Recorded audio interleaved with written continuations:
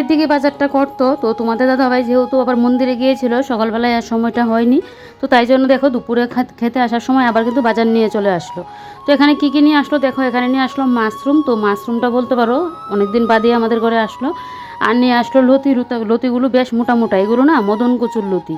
তারপর এখানে নিয়ে আসলো তোমার উচ্ছে, তারপর ঝিঙে, তারপর এখানে নিয়ে আসলো তোমার কারকলও প্রথমবারে আমার ঘরে আসলো সিজনের কারকলগুলো, বেশ বড় বড়, এগুলো দিয়ে কিন্তু পুর খাওয়া যাবে বেশ সুন্দর করে। তারপর নিয়ে আসলো বেগুন, তারপর নিয়ে আসলো কাঁঠাল। আর দেখো আমার মতো কে কে করে, এদিকে উচ্ছের পুটলিটা খুলতে পারছি না, তাই জন্য দাঁত দিয়ে একদম পুরো খুলে নিয়েছি। তো সবজিগুলো বেশ ভালোই লেগেছে। এখানেই নাকি 350 টাকার সবজি, তাহলে বুঝো কতটা দাম। এখানে তো সব থেকে দাম হলো গিয়ে কারকলটা, আর এখানে লতি নাকি কেজি হিসেবে মাপা হয়, মানে মেপে বিক্রি করা হয়। আর আমার বাপের বাড়ির এখানে একদম আটি আটি বেঁধে 20 টাকা করে বিক্রি করা হয়, তাহলে বুঝো এখানে কি পরিমাণে দাম। এদিকে আবার শশাও এনেছে, তো এগুলোকে এখন গুছিয়ে গাছিয়ে রাখবো। তোমাদের দাদাভাইকে বলছিলাম আম কেন আনেনি, বলছিল এখন নাকি আমটা পাইনি, ওই যদি সকালবেলায় যেত, না হলে তো আজকে শুক্রবার, তো বিকেলের দিকে মানে তোমাদের দাদাভাই বাজারটা করে আনলো। এখন ঘড়িতে ঠিক 3:30 4টার মতো বাজে, 4টার মতো বাজে এখন ঘড়িতে। তো যদি সকালের দিকে যেত তাহলে কিন্তু আমটা নিয়ে আসতে পারতো, তো বলছে এখন নাকি আম দেখেনি।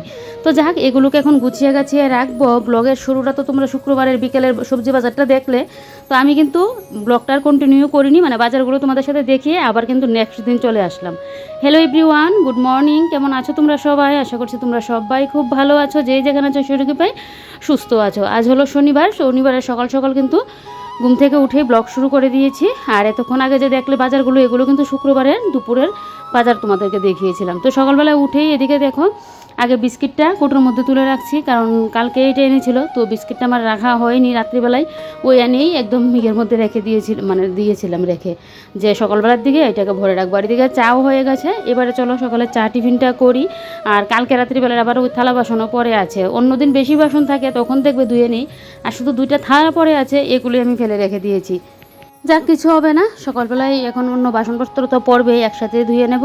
আর দেখো এই কাঁচের কাপগুলো কিন্তু সেদিন মেলাতলা থেকে এনেছিলাম, ওই যে পয়লা বৈশাখের মেলাতে গিয়েছিলাম, তো কোনো কিছুই তো এবার কেনাকাটি করিনি, ওই শুধু 2টা কাপে এনেছি। এই কাঁচের কাপগুলো নেওয়ার জন্য আমার অনেক দিন যাবত ধরে ইচ্ছে হচ্ছিল, তো কাপগুলোর একটা দাম বলছিল, তখন আমি আনতাম না, যে একটু কমুক। তারপর অনলাইনেও দেখেছি অনেকটাই দাম।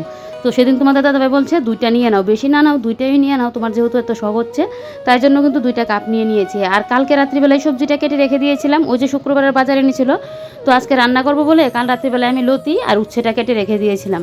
আজকে লতিটাকে শুটকি মাছ দিয়ে বেশ রসিয়ে কষিয়ে রান্নাটা করব। লতিগুলো দেখে আমার জন্য পুরো মনটা জুড়িয়ে গেছে রান্না যে করব।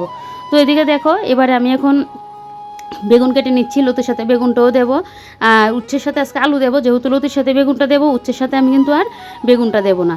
আর এদিকে পেঁয়াজ কেটে নিচ্ছি, রসুনটাও কালকে একদম ছাড়িয়ে রেখে দিয়েছি, কাল রাত্রিবেলায় করেছিলাম মাশরুমের তরকারি আর রুটি। তারপর এদিকে সবজিও কেটে কেটে রেখে দিয়েছি। এমনিতেই যে কারেন্ট গেল, কারেন্টের আসার নাম নেই, প্রায় মনে হয় 8 ঘন্টা পর কারেন্ট আসলো। বাপরে বাপ, কালকে যা পরিমাণে লেগেছিলো, গরমের মধ্যে না কারেন্টের যন্ত্রণাটা বেশি ভোগ করতে লাগে। তো এদিকে দেখো ও খেলা করছে, আর আমি এদিকে এই যে আমার সবজিপাতিগুলো, এখন সবজি তো কাটা হয়ে গেছে কালকেই, ওই যে সামান্য বেগুন, আলু, তারপর পেঁয়াজ, এগুলো এখন কাটাকুটি করে নিচ্ছি। তো একদম ঝটপট করে রান্নাটাও করে নেবো, আর সবজিটা কাটা থাকলে দেখবে রান্নাটা কিন্তু ঝটপট হয়ে যায়। তো তাই জন্য কিন্তু আমি মানে আগের দিনেই সবজিটা কেটে রেখে দিয়েছি আমার রান্নার সুবিধার্থে। আর এখন প্রচণ্ড পরিমাণে গরম দিচ্ছে, তো রান্নাঘরে যেন বেশিক্ষণ থাকাই যায় না, জানো তো, এত পরিমাণে গরম, আর কাজ করে যেন আমি আর কুলোতে পারি না একা হাতে। তো এদিকে দেখো ভাতটাকে জায়গা মতো নিয়ে রাখলাম। আর এদিকে তোমাদের দাদাভাই আমার ঘরে এত পরিমাণে পেঁয়াজ আর আলু লাগে, মানে আলুটা তো 2 দিন বাদে বাদেই যেন আলুর কথা বলতে লাগে। তো আমার তো আলু এত ভালো লাগে, তোমাদের দাদাভাই আলু বেশি পছন্দ করে না, কিন্তু আমি আলু ভর্তা বলো, মাংসের আলু বলো, আলু তারপর ভাজা বলো, তারপর যে কোনো তরকারি পাতির আলু বলো, আমার সব কিছুতে আলু যেন ভালো লাগে। তো তোমাদের দাদাভাই কালকে কী করলো, বেশি করে আলু নিয়ে এসেছে, এখানে 8 কেজি 200 আলু নাকি এনেছে। পেঁয়াজ এনেছে এখানে 2 কেজি, যাতে আমার অনেক দিন চলে যায়। পেঁয়াজটা লাগবে, মানে পুরো যাবে না, আলুটা আচ্ছা জানি না, এরকম একসাথে ততগুলো করে আলু নিয়ে আসে না, আনে এরকম 3 কেজি করে আলু নিয়ে আসে, কিন্তু ওই যে 5 কেজি 8 কেজি এরকম আনে না। তো এখানে 8 কেজি আলু নিয়ে এসেছে বড়মশাকে, ওই যে 2 দিন বাদে বলি বলে, তাই জন্য কিন্তু নিয়ে আসলো। আর পেঁয়াজগুলো যা বড় বড় গো, পেঁয়াজগুলো দেখে বেশ ভালোই লেগেছে, একদম বড় বড় পেঁয়াজ। এগুলোকে ওই যে বেসন টেসন দিয়ে যে পকোড়া করে, এগুলো দিয়ে খেতে বেশ ভালোই লাগবে, পেঁয়াজগুলো অনেকটা বড় বড়। তো এদিকে দেখো, এবার আগেরও আমার ঘরে আলু ছিল, সেদিনও আমিও আবার দোকান থেকে এনেছিলাম, সমস্ত আলু কিন্তু ঝুড়ির মধ্যে এখন রেখে দিচ্ছি। আলুগুলো মনে হচ্ছে আমার বেশ কতদিন চলে যাবে, এখন ইঁদুর না আসলে হয়। ইঁদুর এসে তো আমার ঘরে আবার ওই যে, আমি তো পছন্দ করি আলু, এবার আলুর মধ্যে না ভাগ মানে করবে, তো এই দুধ তো আলু পছন্দ করে, দেখবে আলু খেয়ে নিই। তো যাক, এবারে দেখো এই আলুগুলো এখন ইয়ে করে রাখছি। 8 কেজি আলু বেশ অনেক দিনই মনে হচ্ছে যাবে। আর ওই যে বললাম তরকারির মধ্যে এখন কমই দিতে লাগা, যা দেয় আমিই খাই। তোমাদের দাদাভাই তো আলুটা খাই না, ওই যদি 1 পিস খাই অতটুকুই। তো এদিকে দেখো এবারে বাদ বাকি আলুগুলো ওই ঝুড়িটার মধ্যেও নিয়ে নিচ্ছি। পেঁয়াজ একটার মধ্যে রাখলাম, তো পেঁয়াজ রসুন আদা একটার মধ্যে রেখে দেবো। আর এই দুইটার মধ্যে কিন্তু আলুগুলো রেখে দিচ্ছি। আগে তো একটার মধ্যে রেখে দিতাম, কিন্তু এখন যদি আলুটা বেশি এনেছে তাই জন্য কিন্তু দুইটার মধ্যে আমাকে রাখতে হয়েছে। তো চলো এবারে এগুলোকে গুছিয়ে গাছিয়ে রাখি। আর তোমাদের দাদাভাই তো গেলো বাজারে ও শুটকি মাছ আনার জন্য। আমার ঘরে শুটকি মাছ ছিল না, তো তোমাদের দাদাভাইকে বললাম শুটকি মাছ নিয়ে আসার জন্য।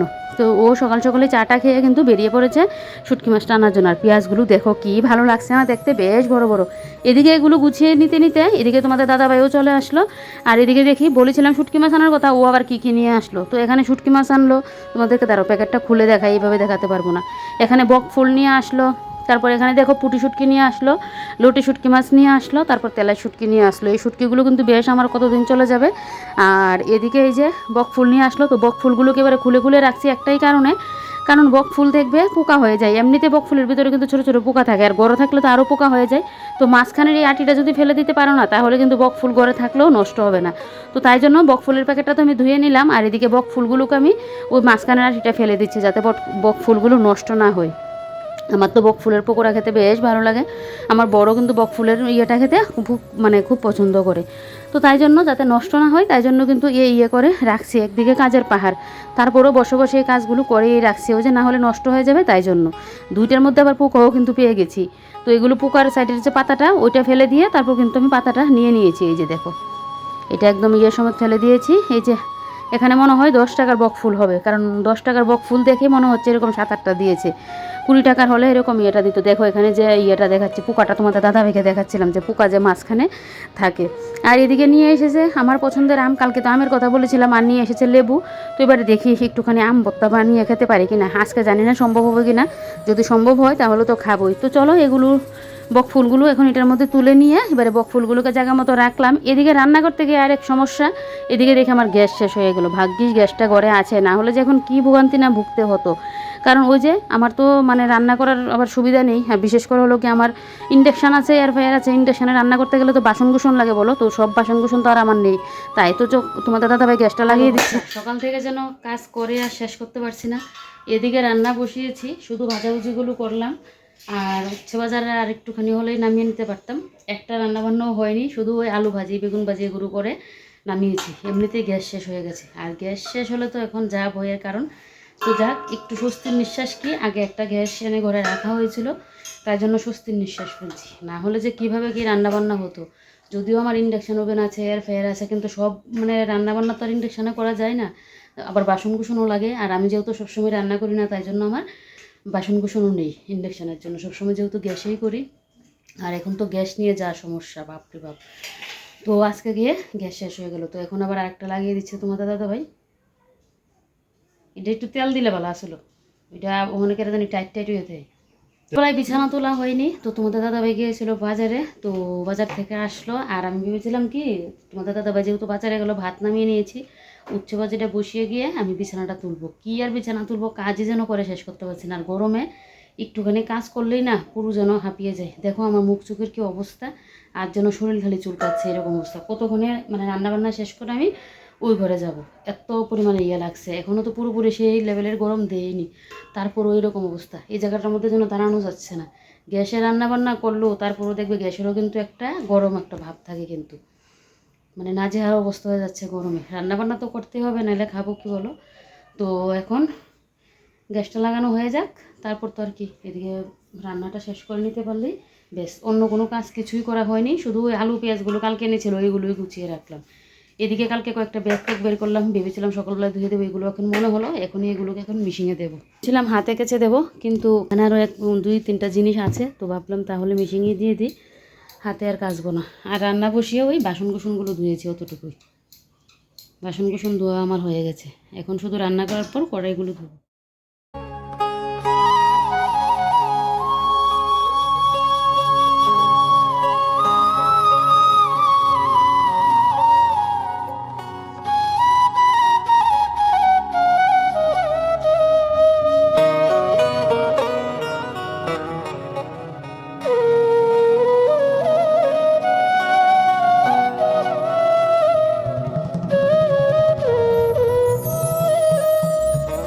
এদিকে রান্নাবান্না হচ্ছে আর তোমাদের দাদাভাই গেলো স্নানে, আর আমার তো এদিকে ইয়ে হয়ে গেছে, উচ্ছেবাজিটা হয়ে গেছে। এবার আমি কিন্তু ওই যে আমার রান্নাঘরের কাজগুলো টুকিটাকি শেষ করে নিচ্ছি। আমি তো রান্না বসিয়েই কাজগুলো করি, কারণ রান্না শেষ করে যদি কাজ করতে যাই তাহলে আমি সময় মানে টাইমের সাথে আমি ইয়ে করে পারবো না, কারণ আমার কাছে না সময় যেন খুবই কম, জানো তো। সময়ের মানে কি বলবো, আমি সারাটা দিন যেন সময়ই পাই না। ওই যে ইউটিউবের কাজ, ফেসবুকের কাজ, আর তোমাদের প্রত্যেক দিন আর কী বলবো বলো। তার উপর আজকে আবার সেলাইয়ের কাজটা আমার দুপুরে মানে বিকেলের দিকে 3:30টার সময়, তাহলে তো আজকে আমার আরও বেশি চাপ। আজকে তো ভিডিও এডিটিংয়ের কাজ আমার একদম পুরো রাত্রিবেলায় করতে লাগবে, মানে সন্ধ্যার পর আজকে ফ্রি থাকবো। তো শনি মঙ্গলবার দিন শুধু দুপুরের দিকে চলে যাই, মানে 3:30টার দিকে, আর অন্য দিন কিন্তু আমি সন্ধ্যার পরেই যাই। সন্ধ্যার পর গেলে যেন আমার একটু স্বস্তির নিঃশ্বাস ফেলতে পারি, তখনও একটা তাড়াহুড়ো থাকে। ওই যে তারপরের কাজ তো আর থাকে না, ওই সন্ধ্যা দিয়ে যেতে যেতে আমার 6টা 10-15 বেজে যায়। আর এমনি তো বিকেলের দিকে গেলে আমার একটা তাড়াহুড়ো থাকে, কি এসে আমার ঘর দোর ঝাড় দিতে লাগবে, সন্ধ্যা দিতে লাগবে, প্রার্থনা করতে লাগবে, একটু দেরি করা যায় না, এই অবস্থা। মানে এত কাজের মধ্যে আমি ব্যস্ত থাকি। তো এদিকে দেখো এবারে ওই যে রান্না বসিয়ে, তাই জন্য আমি কাজ করে নিই। ওই রান্না শেষ করে যে আমি আস্তে ধীরে করে কাজ করব, তাহলে স্নান করতে করতে আমার বেজে যাবে 2টা 3টা। এদিকে আবার পুজোও পরে থাকবে। তো একা সংসার হলে একা হাতে সমস্ত মানে কাজকর্ম করতে গেলে তখন একটু বুঝে শুনেই কিন্তু ঘর সংসারের কাজগুলো সামলাতে হয়, না হলে কোনটা করব কোনটা ছাড়বো চোখে একদম পুরো মানে নাজেহাল অবস্থা হয়ে যাবে। মেন কথা হলো হুলস্থুল কাণ্ড কারখানা শুরু হবে। যাক, এদিকে দেখো তোমাদের সাথে কথা বলতে বলতে কিন্তু বেশ কিছুটা জায়গা পরিষ্কার করে নিয়েছি। আর এদিকে দেখো এবারে এই নিচগুলো একটু মুছে দিয়েছি, দিয়ে এবারে এই সাইডটাকে পরিষ্কার করে দিচ্ছি। আর আমগুলো তো ধুয়েছিলাম, তো ঝলটা জড়ানোর জন্য আমগুলোকে কিন্তু এই ঝুড়িটার মধ্যে নিয়ে নিচে রাখলাম, আর বড় বড় আমগুলো আলাদা করে রাখলাম। ছোটো আমগুলো দিয়ে টক বানিয়ে নেবো, আর বড় আমগুলো দিয়ে না একটু ভর্তা বানিয়ে খাবো। ভিডিও দিতে বসেও যেন ইয়ে নেই, জানো তো, মানে কতবার করে যে এ আসছে ও আসছে, ও কথা বলতে গিয়ে বারবার আমাকে ভিডিও ছেড়ে ছেড়ে মানে উঠতে হচ্ছে। তো যাক, এদিকে দেখো এবার আমি এখন পাখাটা মুছে নিচ্ছি। আর তোমাদের দাদা ভাইকে জন্য আমি কী যেন বলছিলাম, মানে এখন আর মনে নেই এই মুহূর্তে কী যেন বলছিলাম, কক্কার কথা মনে হয় বলছিলাম। কক্কার যন্ত্রণায় আমাদের নাজেহাল অবস্থা, কক্কা এখানে ওখানে পটি করে রাখে, তারপর কক্কার ডাকের যন্ত্রণায় ঘুম ভেঙে যায়। ভোরবেলা বলো, সকালবেলা বলো, সন্ধ্যাবেলায় বলো, কক্কা সন্ধ্যাবেলার দিকে তো অসুবিধা হয় না, ভোরবেলার দিকে হলে অসুবিধা হয়ে যায়।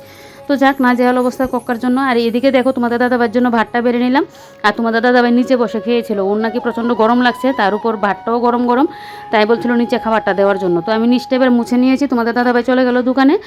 আর আমি এদিকে এবারে গ্যাস টেস মুছে নিচ্ছি। আমি কাজগুলো একটু সাপটে নিই, তারপর গিয়ে কিন্তু আমি খাওয়া দাওয়াটা করব।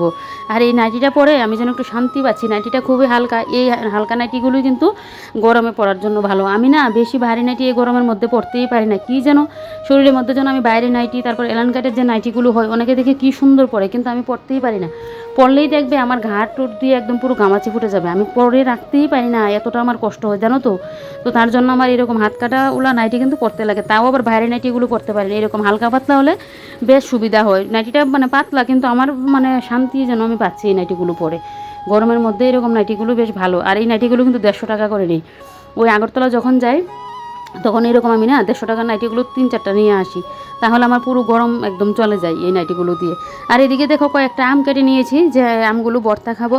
কেটে তো নিলাম, জানি না ভর্তা খাবো কিনা, তো যাক কাটা মানে কেটে রাখলাম। আর এদিকে দেখো আমের খোসাগুলো ফেলে দেবো না, এবার আমের খোসাগুলো কিন্তু আমি গাছের গোড়ায় দিয়ে দিচ্ছি। শুধু আমের খোসা না, সবজির খোসাপাতি যা যা পরে আমি সব কিছু কিন্তু গাছের গোড়ায় দিয়ে দিই। খুব ভালো, গাছের জন্য উপকারী খুব। আগে তো সব কিছুই ফেলে দিতাম, এখন আর ফেলে দিই না। আমার গাছের যেহেতু ভালো হয় তাই জন্য আমি গাছের মধ্যে ইয়ে করি। শুধু শুধু টেনে এসে আমার ফেলে দিয়ে তো আর লাভ নেই বলো, যেটা আমার ইয়ের জন্য উপকার, গাছের জন্য উপকার। এদিকে এখন বসতাম খেতে, তারপর এদিকে দেখছি না ওই যে বললাম হাত ব্যাগ, তারপর এদিকে তোমাদের দাদাবার একটা 2-3টা গেঞ্জি টেঞ্জি, তো এগুলো আবার হাতে কেচে দেবো। তো ভাবলাম মিশিংয়ে কেচে দিই। তো এদিকে মিশিংয়ে কাচতে গিয়ে দেখি আমার একটা জিন্সের ব্যাগ দিয়েছিলাম, ব্যাগের যে হ্যান্ডেলটা, ধরার হ্যান্ডেলটা ভেঙে গেল, কারণ ওয়াশিং মেশিনের মধ্যে তো অনেক জোরে জোরে তো ইয়ে করা হয়, তো একদম হ্যান্ডেলগুলো ভেঙে গেছে। কে জানতো, এবারে তো দিয়ে শিক্ষা পেলাম এরকম আর হ্যান্ডেলওয়ালা ব্যাগ ট্যাগ দেওয়া যাবে না। তো এগুলো ভেঙে গেছে হ্যান্ডেলগুলো। আর কি হয়েছে, ভেতরের যে একটা কীরকম সাদা একটা ইয়ের মতো থাকে, আলাদা করে কাপড় দেওয়া থাকে, যেরকম আমরা ব্লাউজ সেলাই করলে নাইলিং দেওয়া থাকে, তো ওই মানে জিন্সের ব্যাগটার মধ্যে না ভেতর দিয়ে আবার একটা কাপড় লাগানো থাকে, ওই কাপড়ে সাদা সাদা কি একদম সমস্ত কাপড় চোপড়ের মধ্যে পরে একদম সাদা সাদা হয়ে আছে। তো তার জন্য আবারও ওয়াশিং মেশিনে জল দিলাম, দিয়ে এবারে জল থেকে তুলে তুলে আমি এখন মেশিনের মধ্যে দিচ্ছি। এরকম যদি জানতাম তাহলে কিন্তু আমি হাতেই কেচে দিতাম, আমার আর ব্যাগটাও নষ্ট হতো না। এখন যেহেতু হ্যান্ডেলটাই নষ্ট হয়ে গেছে, ব্যাগটা তো আর আমি ইউজ করতে পারবো না বলো, তাহলে মেশিনে কিন্তু আর আমি কাচতাম না। তবে হ্যাঁ, একবার ভুল হলেই আরেকবার আমরা কিন্তু শিখতে পারি। তো এরকম ভুল হয়েছে বলে কিন্তু আমি জানি, তাহলে আর মেশিনে না দিলে হবে না। হলে তো এরকম যদি না জানতাম, আরও জানি কত আমি ভালো জিনিস এরকম মেশিনে দিয়ে দিতাম আর নষ্ট করে ফেলতাম। তো যাক, এদিকে দেখো এবারে মেশিনে তো ড্রাইয়ের জন্য দিয়ে দিয়েছি। তারপর এদিকে এখন মেলতে আসলাম তো কাপড়গুলো, আর এই ফাঁকে আমি ফিল্টারটা একটু উপর দিয়ে মুছে দিয়েছি। আর দেখো কী পরিমাণে রোদ দিয়েছে, গ্যাসের সামনে যেন দাঁড়ানো হয়ে যায় না, রান্নাঘরে কদিন বাদে মনে হয় না 10টার পর মানে টিকা যাবে, এত পরিমাণে গরম দিই। তো যাক, এদিকে এবারে ব্যাগগুলোকে ওই সেফটি পিন দিয়ে না উপরে ঝুলিয়ে ঝুলিয়ে দিচ্ছি যাতে ব্যাগগুলো শুকিয়ে যায়। এই ব্যাগগুলো হলো ওই দোকানে যেতে গেলে আমার তো এই ব্যাগগুলো লাগে, অনেক সময় আমি বাড়ি গেলেও ওই ব্যাগটা নিয়ে যাই। ব্যাগগুলো খুব ভালো। ফার্স্টে যে ব্যাগটা দিয়েছি এটা আমি পৌষ সংক্রান্তির মেলার সময় নিয়েছিলাম 80 টাকা, আর এটা নিয়েছিল 100 টাকা, এখন যেটা দিচ্ছি আমি 100 টাকা নিয়েছিল। যদিও আমার ফার্স্ট ব্যাগের এটা কাপড়টা ভালো আছে, কিন্তু চেনটা নষ্ট হয়ে গেছে। এই ব্যাগেরও সেম, মানে চেনের সাইডটা না একটু ছিঁড়ে গেছে, তারপরেও রেখে দিচ্ছি, মানে ব্যাগটা তো নষ্ট হয়নি তাই জন্য। তো এদিকে দেখো কাপড়গুলো মেলতে আসলাম, দেখি কাপড়গুলোর মধ্যে এখনও সাদা সাদা হয়ে আছে। এই যে দেখো কি সাদা সাদা হয়ে আছে, এই জিন্সের ব্যাগটাতে দিয়েই আমি সর্বনাশটা করলাম। এক তো আমার ওয়াশিং মেশিনটা শুধু চালালাম, আরেকদিকে হলো আমার ব্যাগের হ্যান্ডেলগুলোও ভাঙলো, আরেকদিকে এই ব্যাগ থেকে সাদা সাদা লেগে পুরো তোমাদের দাদাভাইয়ের গেঞ্জি প্যান্টের মধ্যে। ও যদি এগুলো দেখে না আমাকে যে কী বকাঝকা করবে, কারণ ও এমনিতেই ওর জিনিসপত্র একটু পরিষ্কারই পছন্দ করে। আমি কি পরিষ্কার রাখি, আমার থেকে আরও ও হলো গিয়ে আরও উপরে, মানে অতটা পরিষ্কার পরিচ্ছন্ন থাকতে পছন্দ করে। কিন্তু ওই যে এখন সাদা সাদা লেগে আছে, এগুলো দেখলেই তো ইয়ে করবে। এখন আবার হাত দিয়ে ইয়ে করছি, ভেবেছিলাম হাত দিয়ে ইয়ে করতে লাগবে না, মেশিনে দিয়ে দিই আরামের জন্য। আর এদিকে গরমের মধ্যে আমার ওই যে বলে আরাম তো কপালে থাকতে লাগবে, বলো সুখ জিনিসটা কপালে থাকতে তো লাগবে। ও তাই জন্য এখন আমাকে হাত দিয়ে আবার ইয়ে করতে হচ্ছে। বলছি না যেটা কষ্টের কাজ, আগে তো আমি এরকম হাত দিয়ে কাপড় চোপড় কাঁচা ধোয়া করেছি আর মেলতাম কত কাপড় চোপড়। তোমাদের দাদাভাইও আমাকে ধুয়ে দিত, কারণ যেহেতু আমার হাতের ইয়ে ছিল, কত কাপড় চোপড় ধুয়েছি। কিন্তু এখন যে ওই মেশিনের কাপড় চোপড় ধুতে একটা অভ্যাস হয়ে গেছে, এখন যেন মানে হাত দিয়ে কাচার বেশি ইচ্ছে হয় না। আর আজকে তো ওই ব্যাগ ইয়ে করতে গিয়ে ব্যাগটাই আমার যত সর্বনাশটা করলো। তো যাক, যখন যেটা হবে সেটা তো হবেই, বলো আমরা মানে ইয়ে করে রাখতে পারবো না। তো যাক, এবারে কাপড়গুলো ধুয়ে দেওয়া হয়েছে, এবারে চলো কাপড়গুলোকে মেলে দিয়ে তারপর গিয়ে বসবো কিন্তু আমি খাওয়া দাওয়া করতে। আর এদিকে উপরে জলটাও তুলে নিচ্ছি, এদিকে দেখছি মোটরের জলও শেষ, তো এদিকে আবার জলটাও তুলে নিচ্ছি, কারণ এখন তো বৃষ্টির সময়, কখন আবার কারেন্ট চলে যাবে, কারেন্ট থাকবে না। আর জল ছাড়া তো কোনো কাজই হয় না, দেখবে সব কাজের মধ্যে যেন জলের দরকার পড়ে। তো জল না থাকলে আবার কাজ করতে গেলেও একটু অসুবিধা হয়ে যায়। তো তাই জন্য জলটা তুলেই রাখতে লাগবে, কখন বৃষ্টি চলে আসবে, ঝড় তুফান হবে, কারেন্টও চলে যাবে, কারেন্টে তো ঠিক ঠিকানা নেই, কারেন্ট গেলে আর আসার নাম নেই। তো জল না তুললে আবার মানে কি ইয়ে হবে বলো। তো তাই জলের ইয়েটাও দিয়ে দিলাম। আর দেখো একবার ওদের অবস্থাটা, বাপরে বাপ, এত পরিমাণে অসহ্য লাগছে। এখন গরমকালটা যতদিনে না যাবে, এখনও তো ঠিকঠাক করে আসেইনি, শুধু গরমটা শুরু হয়েছে। এখন তোমাদেরকে প্রত্যেক দিন এই কথাটা বলতে বলতে তোমাদের কান মাথা পুরো গরম করে দেবো যে গরমে অসহ্য হয়ে যাচ্ছি। তো এবারে বসলাম খাওয়া দাওয়া করতে, ওই যে সব কাজ শেষ করে নিয়েছি, এখন কিন্তু আমি বসলাম খাওয়া দাওয়া করতে। তো আজকে কিন্তু অনেকটা লেট করে খাওয়া দাওয়াটা করেছি, আজকে মনে হচ্ছে না দুপুরে খেতে পারবো। সকালের খাবারটা যদি আমি 10টা সাড়ে 10টার মধ্যে না খাই, দুপুরের খাবার আমি আর কিন্তু খেতে পারি না। তো যাক, এদিকে খাওয়া দাওয়া কমপ্লিট করে এই ঘরে এসে ফেসবুক একটা ভিডিও শেয়ার করলাম। আর ফেসবুক পেজটার যেন কী হয়েছে, সময় খারাপ থাকলে মনে হয় এরকমটা হয়।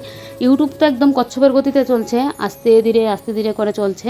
কচ্ছপের গতি থেকেও যদি আর কোনো কিছু মানে স্লো থাকে, এরকমভাবে চলছে। আর ফেসবুকটা যেও আমার একটু ছিল, ফেসবুকটা এখন কি হয়েছে, 25,500 ফলোয়ার ছিল, এখন 25,000 থেকে কমে একদম 24,000-এ চলে এসেছে। তাহলে বুঝো 1,500 পুরো ফলোয়ার্সই কমে গেছে। বুঝতে পারছি না কেন এরকমটা হয়েছে। তারপর ভিডিওতে হচ্ছে না, ভিডিও দিচ্ছি কিন্তু হচ্ছে না, বুঝতে পারছি না কেন এরকমটা হয়েছে। একদমই ভালো লাগছে না জানো তো এরকমটা দেখে।